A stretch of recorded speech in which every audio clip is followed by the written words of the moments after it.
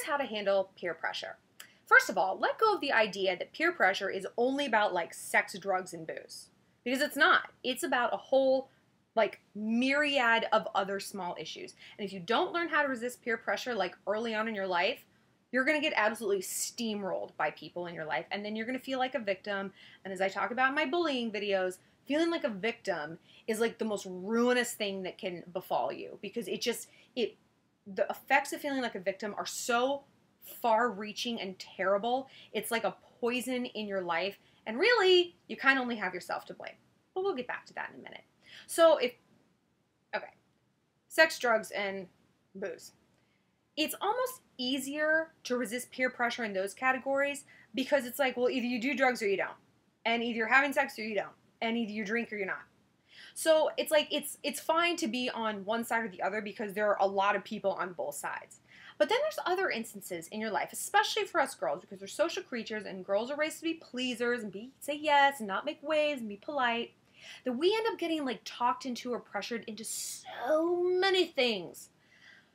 A few years ago, I realized that I lied a lot to my best friends. Because something like this would happen. Say I was like trying to save money and they'd be like, come on, let's go shopping in Soho. And I'm like, no, it's not. It's cold out. When I was like, I just didn't want to go and spend money or whatever it was. And I would find myself making up a lie. It's like, oh, I can't stand today and ride. Or like, oh, I'm getting lunch with someone else. And I'm like, I am lying all the goddamn time because I'm too much of a wuss to just be like, no, like I'm trying to save money, but maybe I can meet you guys up later for coffee. And then I met a friend who was telling the truth. And she became one of my best friends because I admired her so much. She would be so honest about things. And it wasn't always what I wanted to hear. Hey, come on, let's go out tonight. A bunch of us going out. And she's like, no, I'm tired. I don't want to. And I'd be like, I just don't want to. But I didn't love it, but I respected her. This was the key. I respect her because I know she's not BSing me. How she feels is what she's saying. And that makes her authentic, and that makes her admirable, and that makes her a leader, and that makes her popular. So whatever it is you want to do or not do, it is completely fine. The group might not say it's fine. They might be like, what do you mean you don't want to ask your crush to homecoming? Just because someone wants you to do something doesn't mean it's in your best interest. In fact, if people are pushing you to do something and you are having an internal moment of pause about that, 99% of the time, it's because you know deep down, this isn't a good idea. This isn't what I want. This isn't what's healthy for me. This isn't going to turn out well. This is going to get me in trouble. This is going to compromise my goals.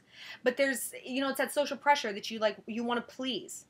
But you have to ask yourself, who do you want to please more? These people who in no way have to suffer the consequence of this action, or myself, who does have to suffer it. I got peer pressured into asking the boy I liked to dance at a dance in 8th grade. He told me, I don't dance with dogs. I bring this up in like every third video because it's still so fucking traumatic, and I hate, as much as I hate him for saying that, I hate myself more because I succumbed to that peer pressure.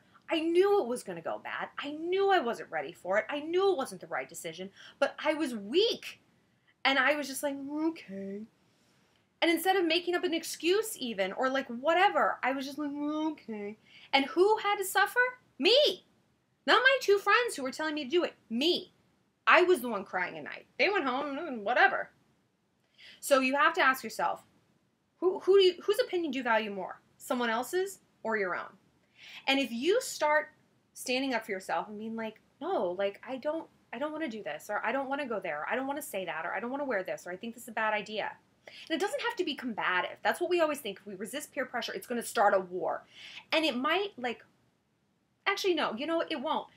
People might not like it. Like I said, I didn't like it when my friend did it, but my element of respect for her kicked in instantly. And I was like, okay. But my respect for her kicked in because I'm not a tyrant. There's going to be people like at your school or in your workplace who are peer pressuring you, not because like they want company in what they're doing, but because they want to control you. And these people are not going to settle for any sort of deviation. Like, if you say, no, I don't want to have that for lunch, what do you mean? You need to cut these people out of your life because they don't have your best interest at heart. They're not your friend. They don't want friends. They want followers. And you have to decide if that's what you are. Do you want friends or do you want to be someone's follower? And if people like that are going to get mad at you, let them get mad. Let them get mad. And they can go have a bunch of crazy, weak, spineless followers, and you can go find your authentic friends.